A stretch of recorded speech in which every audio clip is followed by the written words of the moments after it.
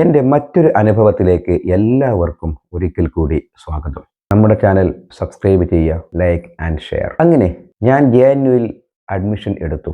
വളരെ പ്രയാസകരമായൊരു ജീവിതം, പ്രതിസന്ധി നിറഞ്ഞൊരു ജീവിതം ഒരു മാസം തള്ളി നീക്കി. വലിയൊരു ദുരന്തം എന്നെ തേടി വരികയുണ്ടായി.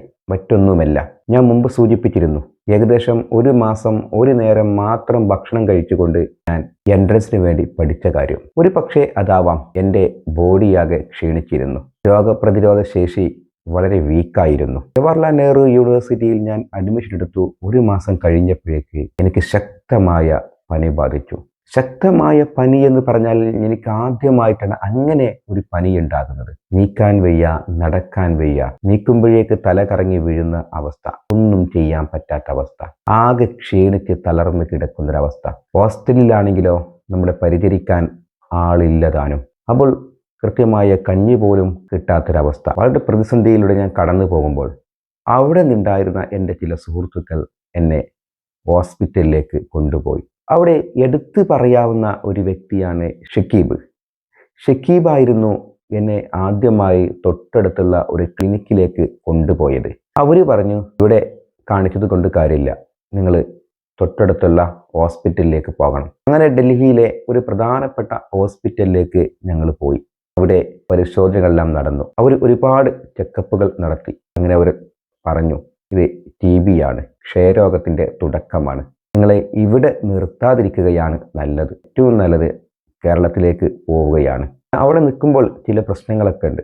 കാരണം ഹോസ്പിറ്റലിൽ കൂടെ നിൽക്കാൻ ആൾ വേണം, പരിചരിക്കാൻ ആൾ വേണം, അങ്ങനെ ഒരുപാട് പരിമിതികൾ അവിടെ നിൽക്കുമ്പോൾ ഉണ്ട് താനും. അങ്ങനെ ഞങ്ങൾ ഒരു തീരുമാനത്തിലെത്തി, നമുക്ക് നാട്ടിലേക്ക് തിരിച്ചു വരാം.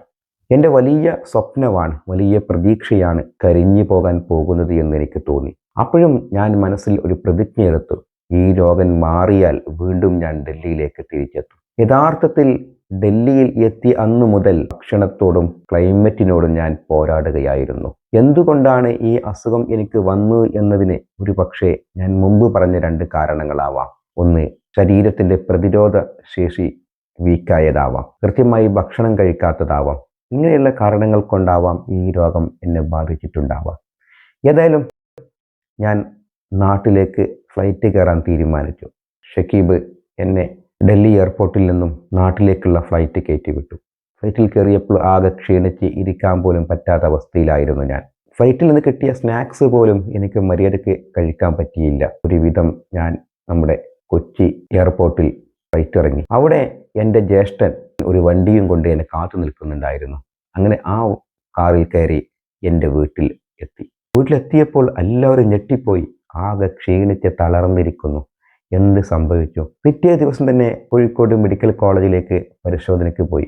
കോഴിക്കോട് മെഡിക്കൽ കോളേജിൽ നിന്നും അവരും പറഞ്ഞു TB ക്ഷയരോഗമാണ്. അങ്ങനെ അവിടെ നിന്നും ശരീരത്തിൻ്റെ ഒരു ഭാഗത്തു നിന്നും നീര് കുത്തിയെടുത്ത് പിന്നീട് 2 ആഴ്ചയോളം അവിടെ അഡ്മിറ്റ് ചെയ്യേണ്ടി വന്നു. ഒരുപാട് പ്രതീക്ഷകളും ഒരുപാട് സ്വപ്നങ്ങളും എല്ലാം അസ്തമിച്ചു പോകുമോ എന്ന ഭയം എനിക്കുണ്ടായിരുന്നു. 2 ആഴ്ച കഴിഞ്ഞു. ഏകദേശം എൻ്റെ അസുഖം ഭേദമായി തുടങ്ങി. പിന്നീട് 6 മാസം ഗുളിക കഴിക്കണമെന്ന് ഡോക്ടർമാർ എന്നോട് പറഞ്ഞു. അങ്ങനെ ഞാൻ വീട്ടിലെത്തി. വീട്ടിൽ നിന്നും ഗുളിക കഴിക്കാൻ തുടങ്ങി. ഒരു ദിവസം 5ഉം 6ഉം ഗുളികയാണ് ഞാൻ കഴിച്ചത്. ആ ഗുളിക കഴിക്കുമ്പോൾ ആകെ ക്ഷീണിച്ചൊരവസ്ഥയായിരുന്നു. ഒരിക്കലും നിൽക്കാനോ ഇരിക്കാനോ പറ്റാത്തൊരവസ്ഥ. അങ്ങനെ ക്ഷീണിച്ച അവസ്ഥ. ഗുളിക കഴിക്കുമ്പോൾ നല്ല ഭക്ഷണം കഴിക്കണമെന്ന് എന്നോട് ഡോക്ടർമാർ പറഞ്ഞിരുന്നു. അങ്ങനെയാണ് ഞാൻ ഗുളിക കഴിച്ചു തുടങ്ങി. ഏകദേശം 4-5 മാസം ഗുളിക കഴിച്ചു തുടങ്ങിയപ്പോൾ ഏകദേശം അസുഖം മാറി എന്ന അവസ്ഥയിലായി. അതിനു മുമ്പ് സ്റ്റെപ്പ് പോലും മുന്നോട്ട് വെക്കാൻ എനിക്ക് കഴിയില്ലായിരുന്നു. കാരണം ഭയങ്കര കിതപ്പായിരുന്നു. 4-5 മാസം കഴിഞ്ഞപ്പോൾ കിതപ്പെല്ലാം ഏകദേശം മാറി തുടങ്ങി. അസുഖം പൂർണ്ണമായി മാറുന്നൊരവസ്ഥയിലെത്തി. പിന്നീട് ഞാൻ ഡോക്ടറോട് ചോദിച്ചു, എനിക്ക് പഠിക്കാൻ പോയിക്കൂടെ, ഹോസ്റ്റലിലേക്ക് പോയിക്കൂടെ? ഡോക്ടർ പറഞ്ഞു, ഈ മരുന്നും കൊണ്ട് നിനക്ക് പോകാവുന്നതാണ്. എന്തായാലും കൃത്യമായി മരുന്നെടുക്കണം, ഭക്ഷണം കഴിക്കണം, ഇനിയും ഇങ്ങനൊരവസ്ഥ ഉണ്ടാവരുത്. അങ്ങനെ ഞാൻ ഗുളികയും കൊണ്ട് വീണ്ടും ഡൽഹിയിലേക്ക് ട്രെയിൻ കയറി. അപ്പോഴും എൻ്റെ ഉള്ളിലുണ്ടായിരുന്നു, എന്ത് പ്രതിസന്ധി ഉണ്ടെങ്കിലും എന്ത് പ്രശ്നങ്ങളുണ്ടെങ്കിലും അതിനെല്ലാം അതിജീവിച്ച് ഞാൻ എൻ്റെ കോഴ്സ് പൂർത്തിയാക്കുക തന്നെ ചെയ്യും. ഈ ദൃഢനിശ്ചയത്തിന് മുന്നിൽ വിധി പോലും മുട്ടുമടക്കുകയായിരുന്നു. ഞാൻ തിരിച്ച് ഡൽഹിയിലെത്തി. ഒരു സെമിസ്റ്റർ എനിക്ക് നഷ്ടപ്പെട്ടിട്ടുണ്ടായിരുന്നു. സെക്കൻഡ് സെമ്മിലേക്കാണ് ഞാൻ ചേരേണ്ടിയിരുന്നത്. എൻ്റെ സുഹൃത്തുക്കൾ പേപ്പറുകളെല്ലാം ശരിയാക്കി സെക്കൻഡ് സെമ്മിൽ ഞാൻ ജോയിൻ ചെയ്തു. അങ്ങനെ സെക്കൻഡ് സെമ്മിൽ ഞാൻ ജോയിൻ ചെയ്ത് വീണ്ടും പഠിക്കുകയുണ്ടായി. അപ്പോഴും ചെറിയ തോതിൽ ക്ഷീണങ്ങളൊക്കെ ഉണ്ടായിരുന്നെങ്കിലും അതിനെല്ലാം അതിജീവിച്ച് നല്ല ഭക്ഷണം കഴിച്ച് ഗുളിക കൃത്യമായി എടുത്തുകൊണ്ട് ഞാൻ വീണ്ടും എൻ്റെ പഠനം ആരംഭിച്ചു.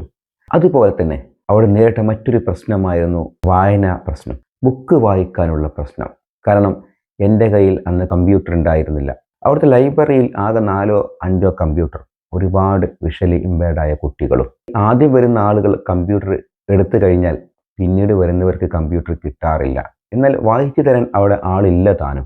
ഇത് വലിയൊരു പ്രശ്നമാണ്. കാരണം വായിക്കാതെ എങ്ങനെ പഠിക്കും, എങ്ങനെ അസൈൻമെൻറ്റ് തയ്യാറാക്കും? ഇത്തരം യൂണിവേഴ്സിറ്റിയിൽ പിടിച്ചു നിൽക്കണമെങ്കിൽ നന്നായി വായിക്കണം. പക്ഷേ അത് എനിക്ക് സാധ്യമായിരുന്നില്ല. അങ്ങനെ ഇരിക്കെയാണ് ഞാൻ കോഴിക്കോടുള്ള സിജി എന്ന സ്ഥാപനത്തെ സമീപിക്കുന്നത്. അവർ കമ്പ്യൂട്ടർ വാങ്ങാൻ വേണ്ടി എനിക്ക് ക്യാഷ് തന്നു. അങ്ങനെ അവർ തന്ന ക്യാഷ് കൊണ്ട് ഞാനൊരു കമ്പ്യൂട്ടർ വാങ്ങി. ആ കമ്പ്യൂട്ടറാണ് എൻ്റെ പഠനത്തിൽ വലിയൊരു വിപ്ലവമുണ്ടാക്കിയത്. കാരണം ലൈബ്രറിയിൽ നിന്നും പുസ്തകങ്ങളെടുത്ത് ഞാൻ സ്കാൻ ചെയ്ത് വായിക്കാൻ തുടങ്ങി. അന്നുണ്ടായൊരു ആനന്ദം അത് ഒട്ടും മറക്കാൻ കഴിയുന്നതല്ല. ആ കമ്പ്യൂട്ടർ കിട്ടിയില്ലെങ്കിൽ എൻ്റെ പഠനം ഒരു പക്ഷേ അവിടെ നിൽക്കുമായിരുന്നു. ഈ കമ്പ്യൂട്ടറാണ് എൻ്റെ പഠനം മുന്നോട്ട് പോകാൻ എന്നെ സഹായിച്ചത്. അങ്ങനെ അസൈൻമെൻറ്റ്, പ്രോജക്റ്റുകൾ എല്ലാം ഞാൻ ടൈപ്പ് ചെയ്യാൻ തുടങ്ങി, അങ്ങനെ വായിക്കാൻ തുടങ്ങി. ആ വലിയൊരു പ്രതിസന്ധി എനിക്ക് നീങ്ങിക്കിട്ടി. അതുമാത്രമായിരുന്നില്ല, പിന്നെ പല പ്രതിസന്ധികളായി എന്നെ തേടി എത്തിക്കൊണ്ടിരുന്നു. അടുത്ത വീഡിയോയിൽ വീണ്ടും മറ്റു പ്രതിസന്ധികൾ നിങ്ങളുടെ മുമ്പിൽ ഞാൻ പങ്കുവെക്കുന്നതാണ്. Okay, thank you so much.